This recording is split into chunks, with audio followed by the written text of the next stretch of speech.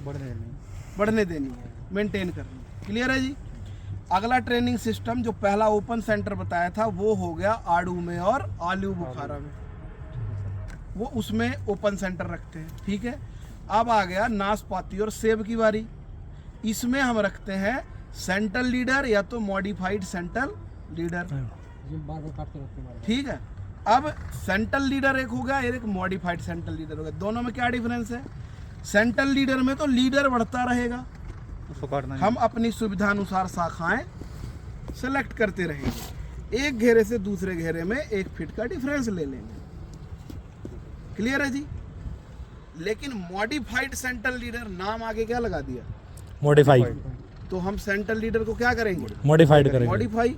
तो हमने क्या किया? पहले साल का कट लगाया, ये घेरा मजबूत होने दिया, फिर अगले साल फिर इसमें से एक बीच का डंडा निकला, तो फिर हमने एक ये घेरा मेंटेन कर लिया। ठीक है, मॉडिफाई कर लिया ना। फिर एक घेरा अगला निकला, फिर इसको ऊपर से काट के एक घेरा ये मेंटेन कर लिया। तो हमने लीडर को क्या कर दिया? मॉडिफाई। इससे क्या होगा? ये तो एक सारा बढ़ेगा ऊपर से नीचे तक, तो इसकी थिकनेस क्या हो जाएगी? मेन लीडर की कम। ऑब्वियस सी बात है ना, कभी काटा ही नहीं, सीधा बढ़ता जा रहा है डंडा, इसमें स्ट्रेंथ बढ़ती रहेगी हर साल। इसलिए हम सेंट्रल लीडर उपयोग नहीं करते, मॉडिफाइड सेंट्रल लीडर यूज करते हैं। क्लियर है जी। कोई कंफ्यूजन नहीं सर। इस तरह से आपका पौधा का स्ट्रक्चर क्या करना है? मेंटेन करना है। ठीक है।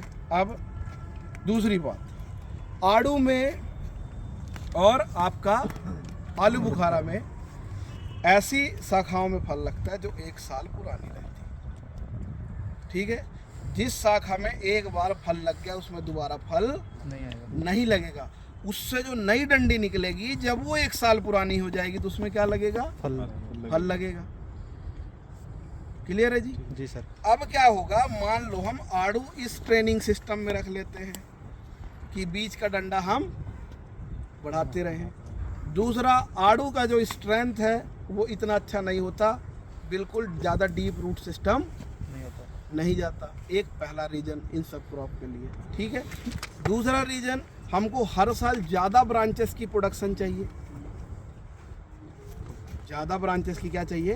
प्रोडक्शन चाहिए। तो हमको घेरे में ज़्यादा ब्रांचेस मिलेंगी। यहाँ हर स्टेप में क्या होगा? ये स्टेप अगर बैरन हो गया तो यहाँ साइड में मिलेगी, यही होगा। ये पूरा खाली हो जाएगा अगर मान लो हम आड़ू और वो ले लिए, आड़ू और प्लम हमने ओपन सेंटर की जगह अगर मान लो इसमें ले लिए। ठीक है। तो क्या होगा? आपकी यहाँ शाखाएं लगभग 80% चीज़ें क्या हो जाएंगी? आपकी बैरन हो जाएंगी, उसमें कोई फल नहीं लगेगा और सारा फ्रूट शिफ्ट होने के चांसेस कहाँ रहेंगे? ऊपर। तो नीचे का डंडा इतना रखने का क्या फायदा?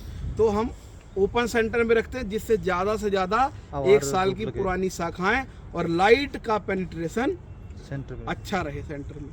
ठीक है जी। अगर लाइट नहीं इसमें तो क्या है? उठाना एक ब्रांच। अगर हम नाशपाती की बात करें तो मान लो नाशपाती में एक ये शाखा है। ठीक है। हमने ये आंख छोड़ दी, ये आंख 2 से 2.5 साल में नाशपाती सेब में क्या होती है? डेवलप होती है। और यही आंख आपको कितने साल फ्रूट देगी? 8 साल तक, और सेब में 5 साल तक। ठीक है जी। क्लियर है जी। अब अगर आप उसमें ओपन सेंटर रख लेते हैं तो क्या नुकसान होगा? एक ही आंख आपको कितने साल फ्रूट दे रही है? 8 साल 5 साल। क्या नुकसान होगा उसमें अगर हम ओपन रख लेते हैं? तो उसमें सर एरिया कम हो जाएगा ना। जो शाखाएं अंदर की तरफ ओपन में रहेंगी उनको तो हर बार ही हटाना पड़ेगा। तो हम उसका 360, ठीक है, अब 360 हम शाखाओं का उपयोग तो नहीं कर सकते, सिर्फ बाहर का करेंगे। अब उसमें तो एक ही आंख आपको 8 साल फ्रूट दे रही है तो आप आंख काट भी नहीं सकते। ठीक है। इसमें क्या होगा? एक स्टेप में यहाँ भी आंखें, यहाँ भी आंखें, अगले में आंखें और बना सकते हो ऊपर, और 360 ब्रांचेस का उपयोग कर सकते हो। यहाँ जो निकलेंगे उसमें भी आंखें, यहाँ निकलेंगे उसमें भी आंखें, इस पे भी आंखें। लेकिन ओपन सेंटर में क्या होगी?